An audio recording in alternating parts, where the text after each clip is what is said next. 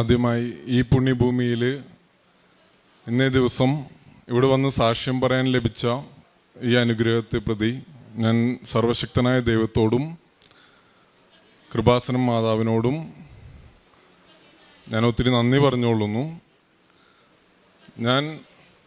എൻ്റെ പേര് ദിബിൻ ദേവസി. ഞാൻ വരുന്നത് UK നിന്നാണ്.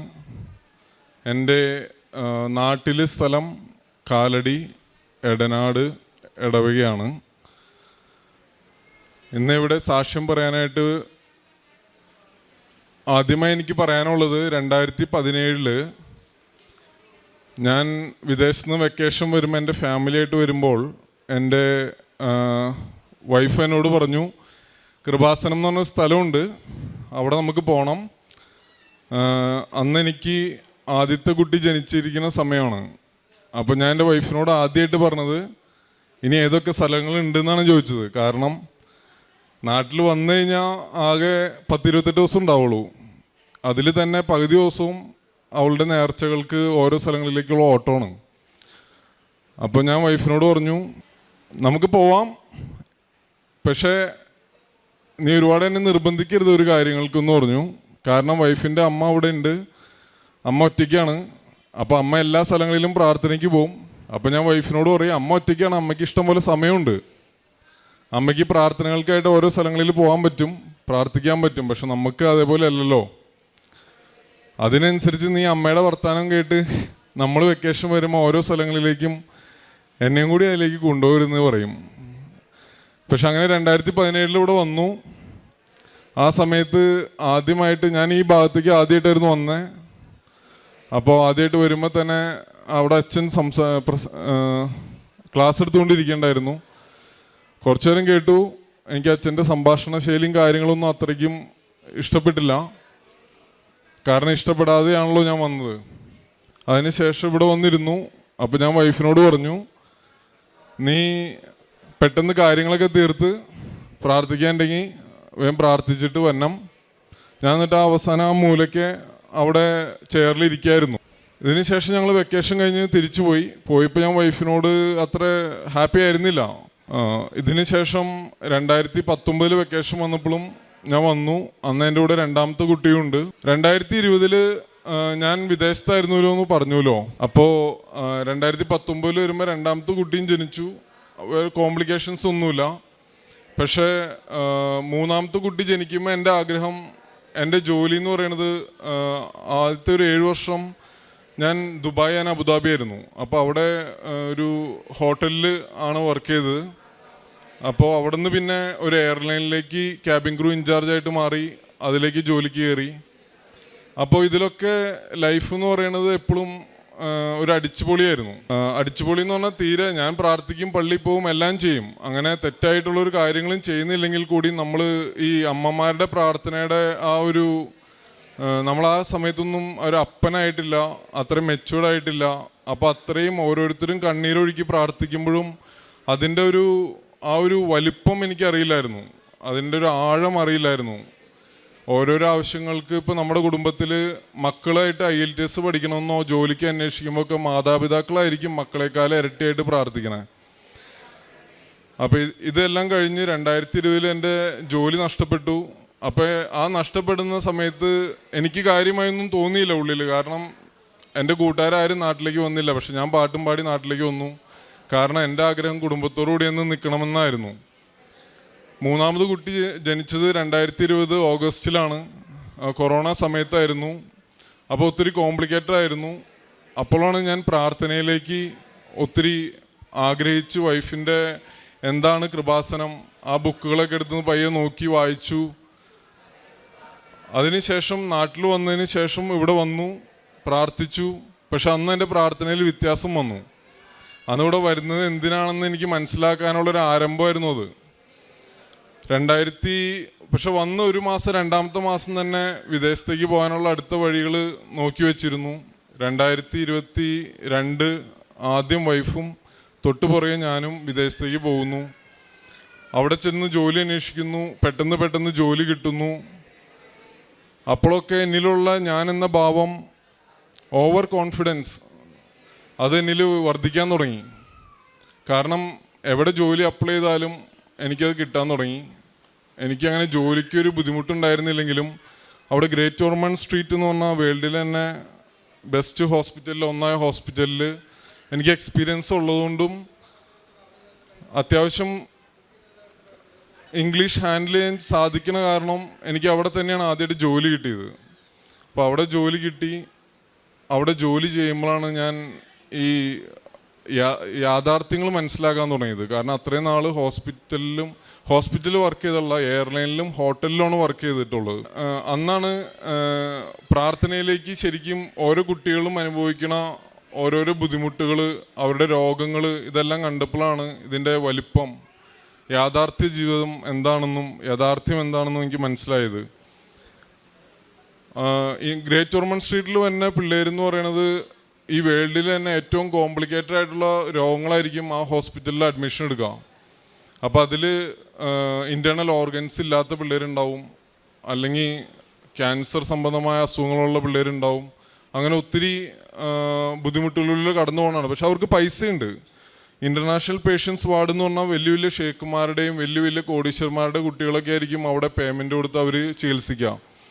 അപ്പോൾ അന്ന് എനിക്കൊരു കാര്യം മനസ്സിലായി, ഒരു കാലത്ത് പൈസയാണ് എല്ലാം, അല്ലെങ്കിൽ പൈസ ഉണ്ടെങ്കിലാണ്, ഇന്നും നമ്മൾ വിശ്വസിക്കുന്നത് പൈസ ഉണ്ടെങ്കിലേ കാര്യങ്ങൾ നടക്കുകയുള്ളൂ, പൈസ വേണം പൈസ വേണം. പക്ഷെ ആ ഒരു ഹോസ്പിറ്റലിലെ റൂമിൽ അവരെല്ലാം പൈസക്കാരാ, പക്ഷെ അവരുടെ ഉള്ള ഒരു പിഞ്ചോമന എന്ന് പറയണത് അവർക്ക് ആറ്റുനോറ്റിരുന്ന് കിട്ടിയതായിരിക്കും. പക്ഷേ ആ കുട്ടികളിൽ നിന്ന് എടുത്ത് താലോലിക്കാനോ അവരുടെ കൂടെ ഓടിക്കളിക്കാനോ മാതാപിതാക്കൾക്ക് സാധിക്കാത്തൊരവസ്ഥ എന്നെ ഒത്തിരിയധികം ചിന്തിപ്പിച്ചു. ഇനി അങ്ങോട്ട് മുന്നോട്ടാണ് ഈ ഹെൽത്ത് കെയറിൽ തന്നെ ജോലി ചെയ്യണമെന്നും ഒരാഗ്രഹം എന്നിൽ വന്നു. ഇതിന് ശേഷം ഈ സാക്ഷ്യം പറയുന്ന മെയിൻ സാക്ഷ്യങ്ങൾ എന്തെന്ന് ചോദിച്ചാൽ, ഇതിന് ശേഷം ഒരു ദിവസം എൻ്റെ രണ്ടാമത്തെ കുട്ടിക്ക് 40 ഡിഗ്രി പനി. അന്നേ ദിവസമാണ് എൻ്റെ ചേച്ചി മിഡ്ലാൻഡ്സിൽ മാഞ്ചസ്റ്ററിൽ നിന്നും എൻ്റെ വീട്ടിലേക്ക് ലണ്ടനിലേക്ക് ജസ്റ്റ് ഒരു വിസിറ്റിന് വരാണ്. 2 വർഷത്തെ എൻ്റെ ചേച്ചി എന്നെ കാണാൻ വന്നതാണ് ഒറ്റയ്ക്ക്. അതും എൻ്റെ ചേച്ചി ഒത്തിരി ദൈവത്തിൽ ആശ്രയിക്കുന്ന, പ്രാർത്ഥിക്കുന്ന, മുടങ്ങാതെ കുർബാന കാണാൻ ശ്രമിക്കുന്ന ഒരു വ്യക്തിയാണ്. എൻ്റെ ചേച്ചി എന്നെ കാണാൻ വന്ന ദിവസം രാത്രി 8:30 വരെ ഞങ്ങൾ കുക്ക് ചെയ്യണു, സംസാരിക്കണു, എല്ലാം ചെയ്തെങ്കിലും രാത്രി ഒരു 9 മണിയായപ്പോൾ എൻ്റെ കുട്ടിക്ക് 40 ഡിഗ്രി പനി. ആ പനി പിടിച്ച് അവനെയും കൊണ്ട് ഞങ്ങൾ A&Eയിലേക്ക് ഓടിച്ചെന്നു. അവിടെ ഒരു ഹോൾ നൈറ്റ് വെയിറ്റ് ചെയ്തു. ഡോക്ടർ പറഞ്ഞു നമുക്ക് കിഡ്നി ഒന്ന് ടെസ്റ്റ് ചെയ്യണം. അതിനുശേഷം എന്നെ വീട്ടിലേക്ക് കാൽപോളും ന്യൂറോഫിനും മാറി മാറി തരും അവിടെ. അതെല്ലാം കൊടുത്തിട്ടും പനി കുറയുള്ള, തോളത്ത് കിടക്കാണ്, ഇവിടെ എല്ലാം ചുട്ടുപൊള്ളാണ്. അപ്പോൾ കൃപാസനത്തിൽ വന്നെങ്കിലും കൃപാസനത്തിൽ എൻ്റെ വൈഫ് പറയും, ദിബിനൊന്ന് ഉടമ്പടി എടുത്തു നോക്ക്, എടുക്കാൻ പാടില്ലേ. അപ്പോൾ എനിക്ക് അവളുടെ ഏത് നേരവും പ്രാർത്ഥനയും കാര്യങ്ങളും കാണുമ്പോൾ അവളോട് ഞാൻ പറയും, താൻ ബാധി ദൈവം ബാധി. നമ്മൾ 6 നിയോഗം എഴുതിയിട്ട് ഇനിയും ദൈവം തരും, ഈ 6 നിയോഗങ്ങളൊന്നും കരുതി പ്രയത്നിക്കാതിരുന്നിട്ട് കാര്യമില്ല. അപ്പോൾ ഞാൻ വൈഫിനെ എപ്പോഴും ഉപദേശമാണ്, നീ ഇത്രയും സമയം സ്പെൻഡ് ചെയ്യണത് നീ പ്രവർത്തിക്കാനായിട്ട് ഉപയോഗിക്കുക, ഇതായിരുന്നു. അപ്പോൾ ഈ പനി എന്തായാലും കുറയണില്ല. പനി കുറയാതെ വന്ന സമയത്ത് ഞാനപ്പോൾ തമാശയ്ക്ക് പറഞ്ഞു, ഇത് ഞാൻ മുട്ടുകുത്താൻ വേണ്ടിയിട്ടാണ്, ദൈവത്തിലേക്ക് അടുക്കാൻ വേണ്ടിയിട്ടായിരിക്കും, മാതാവിലേക്ക് അടുക്കാൻ വേണ്ടിയിട്ടായിരിക്കും. അറിവില്ലായ്മ കൊണ്ടാണെങ്കിലും അറിഞ്ഞാണെങ്കിലും ഞാൻ പലതും പറഞ്ഞതാണല്ലോ. ഞാൻ എന്നിട്ട് ഈ പനി മാറുന്നില്ല, എൻ്റെ സിസ്റ്റർ തിരിച്ചു പോയി. അപ്പോൾ ഒരു ദൈവനിയോഗം എന്ന പോലെ ചേച്ചി ആ ദിവസം അവിടെ വരാനും എനിക്കൊരു സപ്പോർട്ടായിരുന്നു. ചേച്ചി പറഞ്ഞ കാരണമാണ് ഹോസ്പിറ്റലിൽ പോയതും. ഇതിന് ശേഷം എൻ്റെ വൈഫ് ജോലിക്ക് പോയേക്കണു. ഞാൻ എന്നിട്ട് പനി പിടിച്ച് കുട്ടി മുകളിൽ റൂമിൽ കിടക്കണു. ഞാൻ നേരെ വന്ന് മാതാവിൻ്റെ തൈലം എടുക്കുകയും ഞാൻ എന്നിട്ട് മുട്ടുകുത്തി മാപ്പ അപേക്ഷിച്ചു, ഞാൻ പറഞ്ഞു പോയതിനെല്ലാം എന്നോട് ക്ഷമിക്കണേ. ഞാൻ ഈ തൈലം പൂശി പ്രാർത്ഥിക്കുന്ന സമയത്ത് എൻ്റെ കൊച്ചിൻ്റെ പനി വിട്ടു പോകണേന്നെല്ലാം പ്രാർത്ഥിച്ചിട്ട് ഞാൻ മോളിൽ ചെന്ന് തൈലം വിശ്വാസപ്രമാണം ചൊല്ലി തൈലം പുരട്ടുമ്പോൾ അതിനുശേഷം ഞാൻ ടെമ്പറേച്ചർ നോക്കുമ്പോൾ എൻ്റെ കുട്ടിക്ക് 36 ടെമ്പറേച്ചർ കണ്ടത്. ആ നിമിഷം തന്നെ ആ പനി വിട്ടുപോയി. അതെനിക്കൊരു അനുഭവമായിരുന്നു. അങ്ങനെ ഞാൻ ഓൺലൈൻ ഉടമ്പടി എടുക്കുകയാണ്.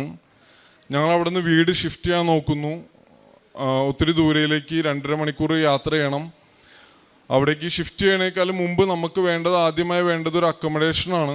നല്ലൊരു ഭവനം വേണം, സമാധാനവും സന്തോഷമായിട്ട് താമസിക്കാൻ പറ്റിയൊരു ഭവനം. പക്ഷേ അവിടെ എൻ്റെ ചേച്ചി പറഞ്ഞു റെൻറ്റിന് വീട് കിട്ടാൻ ഭയങ്കര ബുദ്ധിമുട്ടാണ്. അവർ ഒത്തിരി അന്വേഷിച്ചു, ഒന്നും കിട്ടുന്നില്ല.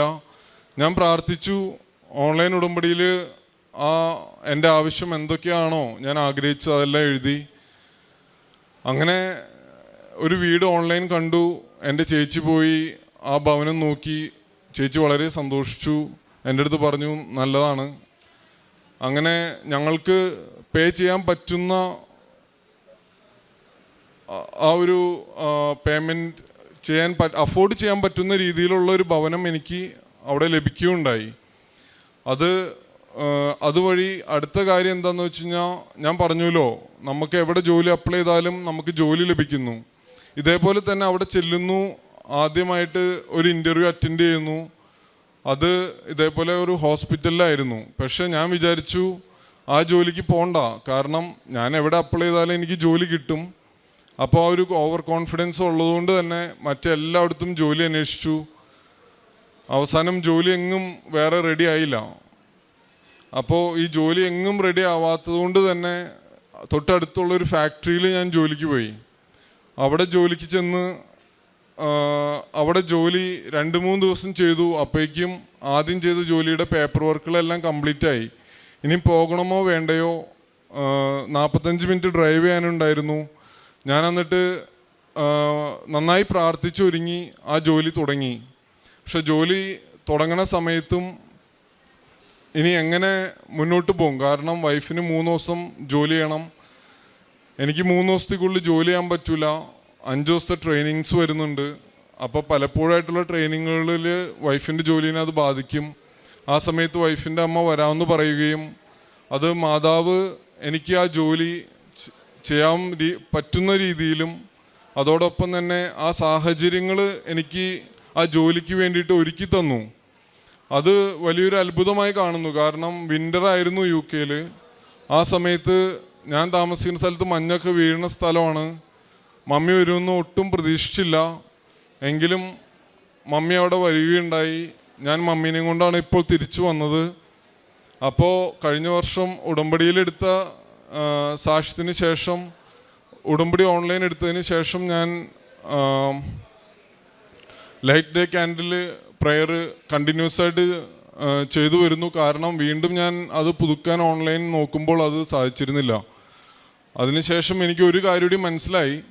നമ്മൾ വെറുതെ ഇരുന്നിട്ട് ഓൺലൈനിൽ ഉടമ്പടി എന്നാൽ ഓൺലൈൻ ചെയ്തേക്കാം എന്ന് കരുതി വെറുതെ നമ്മൾ ഓൺലൈനിൽ 6 നിയമങ്ങൾ ടൈപ്പ് ചെയ്ത് സബ്മിറ്റ് ആവില്ല എന്ന് എനിക്ക് മനസ്സിലായി. എപ്പോഴൊക്കെയാണോ ലൈറ്റ് ഡേ ക്യാൻഡിൽ പ്രെയറും ഒരു പ്രാവശ്യം ഓൺലൈൻ ഉടമ്പടി എടുത്തിട്ടുള്ളെങ്കിൽ കൂടിയും അതെടുക്കണ സമയത്ത് നന്നായിട്ട് പ്രാർത്ഥിച്ച് കുമ്പസാരിച്ച് ഒരുങ്ങിയിട്ടല്ലാതെ എനിക്കത് എടുക്കാൻ സാധിച്ചിട്ടുണ്ടായിരുന്നില്ല. ഇതിനുശേഷം ഇപ്പോൾ ജോലി സെറ്റായി, കുട്ടിയുടെ പനി മാറി, അവിടെ ചെന്ന് വീട് കിട്ടി. ഇതിന് ശേഷം എന്താ സംഭവിച്ചെന്ന് വെച്ച് കഴിഞ്ഞാൽ എനിക്ക് ബോഡി പെയിൻ ആ സമയത്ത് ഈ ഫാക്ടറിയിൽ ജോലിക്ക് പോയ 2-3 ദിവസം ചെയ്തു. അപ്പോൾ എനിക്ക് ബോഡി പെയിൻ വന്നു, വെയിറ്റ് എടുക്കേണ്ട വന്നു. ഞാനപ്പോൾ ആ ജോലി വേണ്ടെന്ന് വെച്ചു. കാരണം എനിക്ക് അടുത്ത ജോലി പിറ്റത്തെ ആഴ്ച തന്നെ ജോയിൻ ചെയ്യണമായിരുന്നു. പക്ഷെ എന്താണെന്ന് അറിയണമായിരുന്നു, അതിനാണ് പോയത്. പക്ഷേ ഈ ബോഡി പെയിൻ വന്ന് അടുത്തുള്ള GP പോയിട്ട് ഞാൻ കാര്യങ്ങളൊക്കെ തമാശ രൂപേണ പറയാണ്. അപ്പോൾ GP എല്ലാം കേട്ടിട്ട് ബ്ലഡ് ടെസ്റ്റ് ചെയ്യണമെന്ന് പറഞ്ഞു. ബ്ലഡ് ടെസ്റ്റ് ചെയ്ത സമയത്ത് ഈ ബ്ലഡ് ടെസ്റ്റിൻ്റെ റിസൾട്ട് വന്നപ്പോൾ ആ തമാശയെല്ലാം മാറി. കാരണം GP വിളിച്ചിട്ട് എൻ്റെ അടുത്ത് വളരെ ഫ്രണ്ട്ലി ആയിട്ട് പറയാണ്, ഹായ് ദിബിൻ, എനിക്ക് തോന്നുന്നത് ബ്ലഡ് ക്യാൻസർ ആയിട്ടാണ് തോന്നണേ. അപ്പോൾ നമുക്ക് വേണമെങ്കിൽ അടുത്ത റെഫറൻസ് നമുക്ക് ഹീമറ്റോളജിയിലേക്ക് ചെയ്യാമെന്ന്. അപ്പോൾ ഷോപ്പിംഗ് സെൻ്റർ ആയിരുന്നു എൻ്റെ അടുത്ത് വളരെ തമാശ രൂപേണ. വൈഫ് കൂടെ ഉണ്ട്. GP എൻ്റെ അടുത്ത് പറഞ്ഞു, എനിക്ക് തോന്നുന്നത് ബ്ലഡ് ക്യാൻസർ ആണ് ദിബിൻ, അങ്ങനെയാ തോന്നണേ നിൻ്റെ റിസൾട്ട് കണ്ടിട്ടെന്ന്.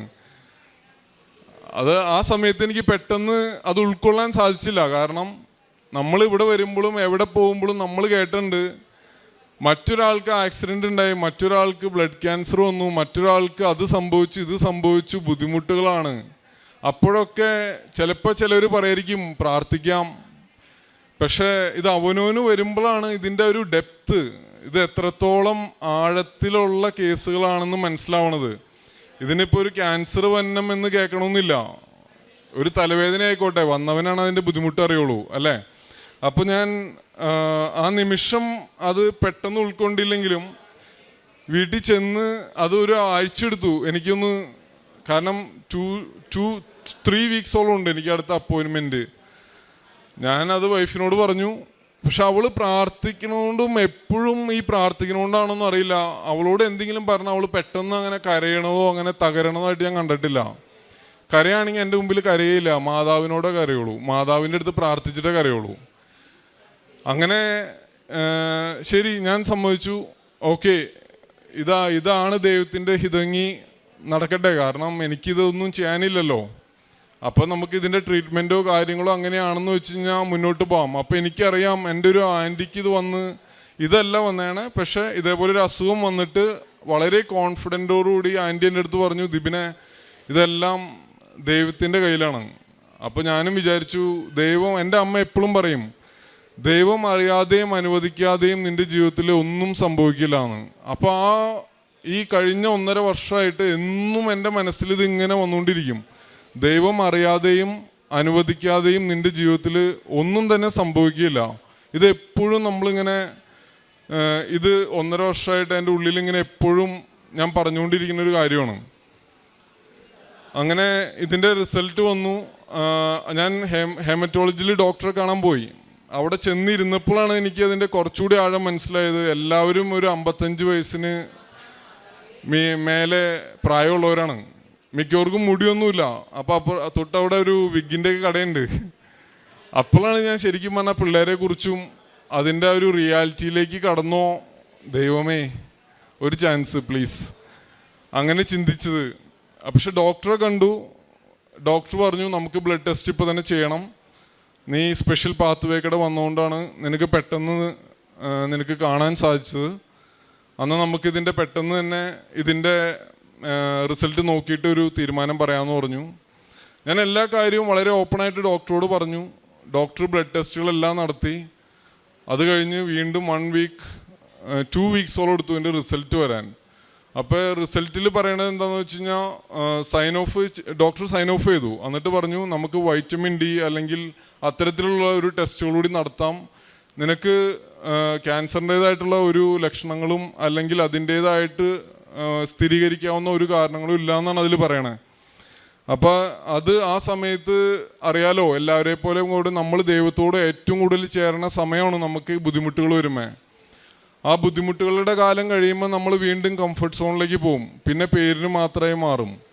അപ്പോൾ എൻ്റെ ഈ സാക്ഷ്യത്തിൽ എനിക്ക് തോന്നുന്നു ഏറ്റവും വലിയൊരു സാക്ഷ്യമാണ് അത്. കാരണം അതിലൂടെ കടന്നു പോയവർക്കറിയാം അതിൻ്റെ വലിപ്പം എത്രമാത്രമാണെന്ന്. ഇതിന് ശേഷം അതല്ലെന്ന് സ്ഥിരീകരിച്ചു. അപ്പോൾ എൻ്റെ ഞാൻ കാറിനെ കുറിച്ച് പറഞ്ഞിരുന്നില്ല. അപ്പോൾ കാറ് എനിക്ക് മാറ്റണമെന്നുണ്ടായിരുന്നു എൻ്റെ കാറ്.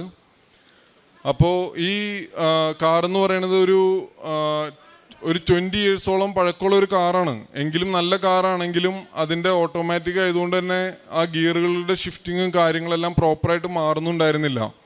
അപ്പോൾ ഞാൻ മനസ്സിൽ പറഞ്ഞു, ഓൺലൈൻ ഈ ലൈറ്റ് ഡേ ക്യാൻഡിലിൽ ഞാൻ മെൻഷൻ ചെയ്തിരുന്നു എനിക്ക് നല്ലൊരു കാറ് വേണം മാതാവേ, പക്ഷേ എൻ്റെ ഇപ്പോൾ ഉള്ള വണ്ടി എനിക്ക് മറ്റൊരാൾക്ക് കൊടുക്കാൻ എനിക്ക് മനസ്സ് വരുന്നില്ല, മറ്റൊരാൾ ഉപയോഗിക്കണമെന്നും ഞാൻ ആഗ്രഹിക്കുന്നില്ല. കാരണം ചെറിയൊരു വണ്ടി, അത് പഴക്കം ചെന്ന വണ്ടി വാങ്ങിക്കുന്നത് തീർച്ചയായിട്ടും ഒരുപാട് സാലറിയോ അല്ലെങ്കിൽ അതിന് മാത്രം സാമ്പത്തികമുള്ള ഒരാളായിരിക്കില്ല. പക്ഷെ ആ വണ്ടി മനസ്സറിഞ്ഞ് എനിക്കൊരാളും വാങ്ങിക്കണമെന്ന് ആഗ്രഹിക്കാത്തത് കൊണ്ട് ഞാൻ മാതാവിനോട് പറഞ്ഞു, ഇതിന് ഒരു വഴി നീ കാട്ടി തന്നെ ഈ വണ്ടി ഒന്ന് മാറ്റാൻ. ഞാൻ ഡ്യൂട്ടിക്ക് പോവായിരുന്നു. ഒരു സിഗ്നലിൻ്റെ നടുക്ക് എത്തിക്കഴിഞ്ഞപ്പോൾ പെട്ടെന്ന് റൈറ്റിൽ നിന്ന് ഒരു കാറ് വന്ന് ഒറ്റയിടി. അന്നേ വരെ ആക്സിഡൻ്റ് എന്താണെന്ന് ഞാൻ കണ്ടിട്ടില്ല, പക്ഷെ കേട്ടിട്ടുണ്ട്. അതിൻ്റെ വലിപ്പം അറിയില്ലായിരുന്നു. പിന്നീടുണ്ടായ അരമണിക്കൂർ ഞാൻ അവിടെ ഇരുന്ന് ഉരുകായിരുന്നു. പക്ഷെ ഞാൻ അവിടെ പറഞ്ഞൊരു കാര്യം, അവിടെ ആക്സിഡൻറ്റുകൾ സംഭവിക്കുമ്പോൾ നമ്മൾ പോലീസിനെ വിളിക്കുകയോ അവിടെ സഹായിക്കാൻ റോട്ടിലൂടെ ആൾക്കാർ വന്ന് സഹായിക്കുകയല്ല, നമ്മൾ ഇൻഷുറൻസിനെ നേരിട്ട് വിളിക്കുകയാണ് ചെയ്യണേ.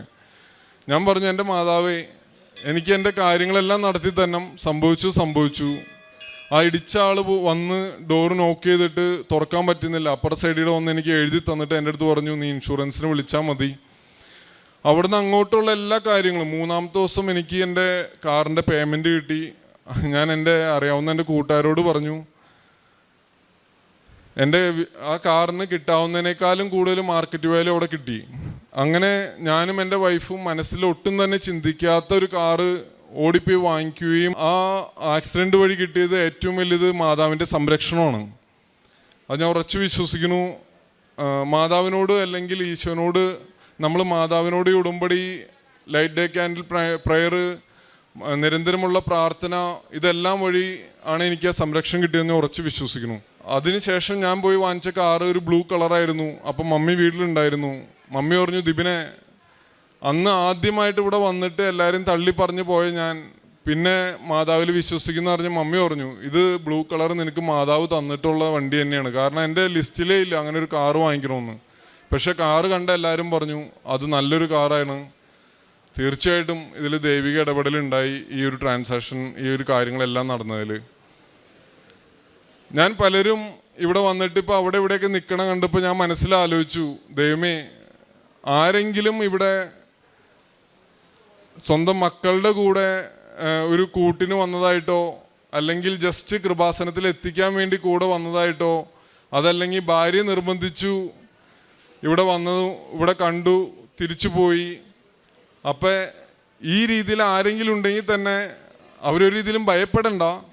കാരണം ഈ അച്ഛൻ, ഞാൻ ആദ്യമായ ദിവസം ഇവിടെ വന്നപ്പോൾ അച്ഛൻ്റെ ഈ ഇവിടുത്തെ സാക്ഷ്യങ്ങളിലും അച്ഛൻ സംസാരിക്കുന്നതിലൊക്കെ ഒരു കാര്യം പറയുന്നുണ്ട്, ഒരു ദൈവവിളി ഇല്ലാതെ ഒരിക്കലും ഒരാൾക്കും ഈ പുണ്യഭൂമിയിൽ കാല് ചവിട്ടാൻ സാധിക്കില്ല എന്ന്. അപ്പോൾ അത് എൻ്റെ ഒരു സാക്ഷ്യം വഴി ഞാനത് വീണ്ടും പറയാണ്. നിങ്ങൾ എവിടെ ഉറങ്ങിക്കിടന്നാലും ഈ പുണ്യഭൂമിയിൽ എത്ര സംശയിച്ച് കാല് ചവിട്ടിയാലും പൈസയും ആരോഗ്യവും ഉള്ളപ്പോൾ ഇവിടെ വന്ന് കാഴ്ചക്കാരനെ പോലെ എല്ലാം കണ്ട് കാഴ്ചക്കാരനെ പോലെ തിരിച്ചു പോയാൽ പോലും പേടിക്കണ്ട. ഇവിടെ വന്നിട്ടുണ്ടെങ്കിൽ അവിടെ മാതാവ് നിങ്ങളെ സ്നേഹിക്കുന്നുണ്ട്. അവിടെ ഈശോൻ്റെയും തിരുരക്തത്തിൻ്റെയും വിശുദ്ധ കുരിശിൻ്റെയും ഒരു സംരക്ഷണം നിങ്ങളിലുണ്ട്. അത് തീർച്ചയായിട്ടും എൻ്റെ ഈ സാക്ഷ്യത്തിലൂടെ ഇവിടെ നിന്ന് എനിക്കിത് പറയാൻ സാധിക്കും. പിന്നെ ഇന്നിവിടെ സാക്ഷ്യം പറയാൻ വന്നപ്പോൾ തന്നെ എനിക്കൊരു ഡൗട്ട് ഉണ്ടായിരുന്നു, എനിക്ക് സാക്ഷ്യം പറയാൻ പറ്റുമോ ഇല്ലയോ എന്ന്. സിസ്റ്ററിനും ഒരു ചെറിയ ഡൗട്ട് തുടക്കത്തിലുണ്ടായി. പക്ഷേ ഞാൻ ഇവിടെ സാക്ഷ്യം പറയണമെന്നുള്ളതും ഇവിടെ ഈ ആൾത്താരയിൽ ഞാൻ മൈക്ക് പിടിച്ച് നിൽക്കുമെന്നുള്ളതും എനിക്ക് ഉറപ്പായിരുന്നു. കാരണം ഞാനിവിടെ ഈ സാക്ഷ്യം പറയും.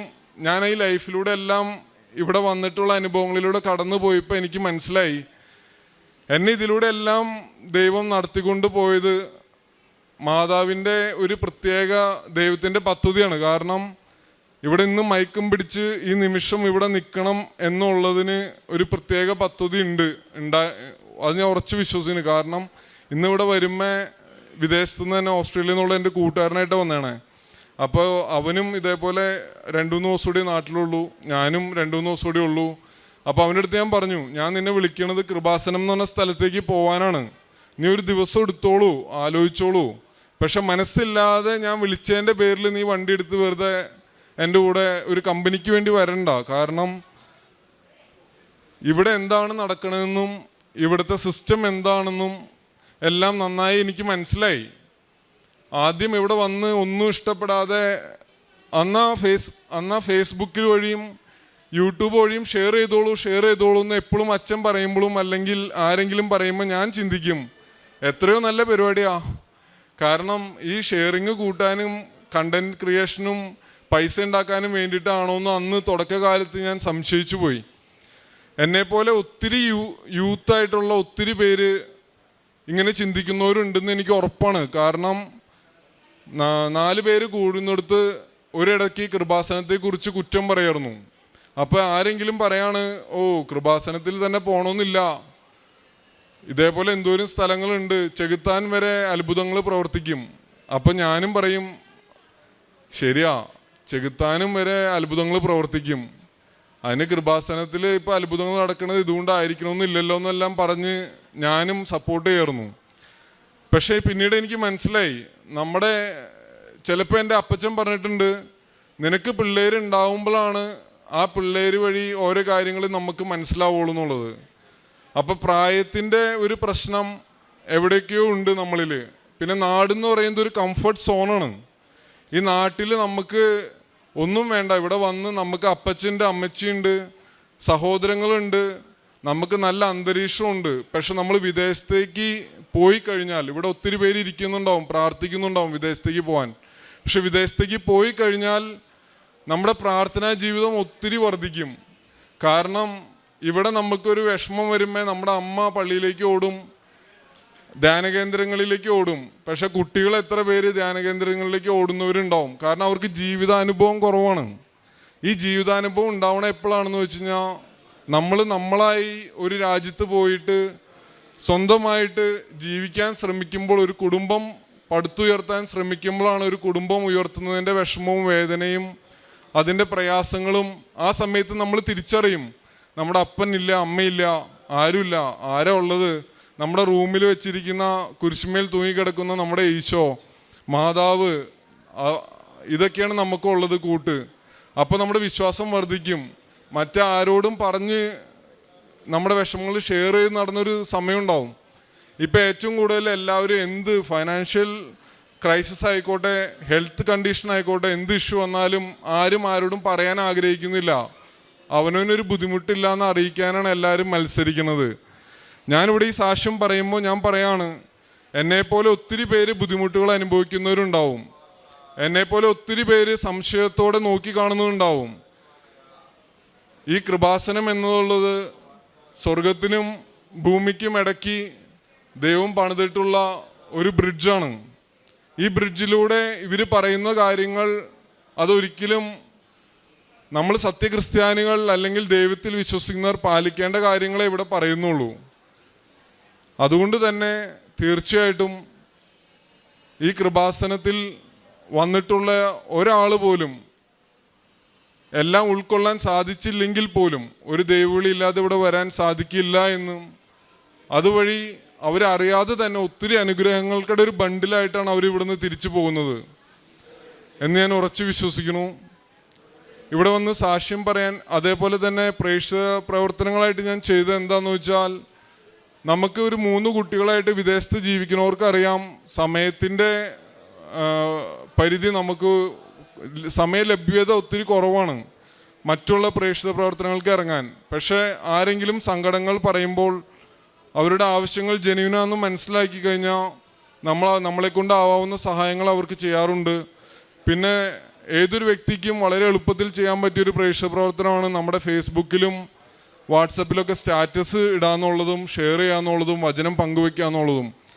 വചനം പങ്കുവെക്കുന്നത് സ്റ്റാറ്റസായിട്ട് വാട്സപ്പിൽ കണ്ടില്ലെങ്കിൽ എൻ്റെ കൂട്ടുകാർ ചോദിക്കാറുണ്ടായിരുന്നു, ദിപിനെ ഇന്നൊന്നും കണ്ടില്ലല്ലോ, നിൻ്റെ സ്റ്റാറ്റസ് കണ്ടിട്ടാണ് ഞങ്ങൾക്ക് അന്നത്തെ ഒരു എനർജി കിട്ടണേന്ന്. പിന്നെ എല്ലാവരോടും ഞാൻ കൃപാസനത്തെക്കുറിച്ച് സംസാരിക്കാൻ തുടങ്ങി. പലപ്പോഴും എന്നേക്കാളും പ്രായം കുറഞ്ഞിട്ടുള്ളവരുടെയൊക്കെ എല്ലാവരുടെയും പ്രശ്നം, നമ്മൾ ഈ കൃപാസനത്തെക്കുറിച്ചും ദൈവത്തെക്കുറിച്ചൊക്കെ മറ്റുള്ളവരോട് പറയുകയും പള്ളിയിലെ എല്ലാ സുഖം പോയി കഴിഞ്ഞാൽ അതൊരു മറ്റുള്ളവരുടെ മുമ്പിലൊരു ചെറിയ കുറച്ചിലായിട്ടാണ് എല്ലാവരും കാണുന്നത്. പക്ഷേ സത്യത്തിൽ പറഞ്ഞാൽ നമ്മുടെ ഓരോരുത്തരുടെയും ജീവിതത്തിൽ ഓരോ അവസ്ഥകൾ വരുമ്പോഴാണ് ഇതിൻ്റെ ആഴം മനസ്സിലാക്കണേ. ആദ്യമേ പള്ളി പോകുമ്പോൾ എന്താണ് കുർബാന എന്നും കുർബാനയിൽ എത്രത്തോളം അതിന് ഡീപ്പായിട്ട് പങ്കെടുക്കണമെന്നും മനസ്സിലാക്കാൻ സാധിക്കാത്തൊരു കാലഘട്ടം എൻ്റെ ജീവിതത്തിലുണ്ടായിരുന്നു.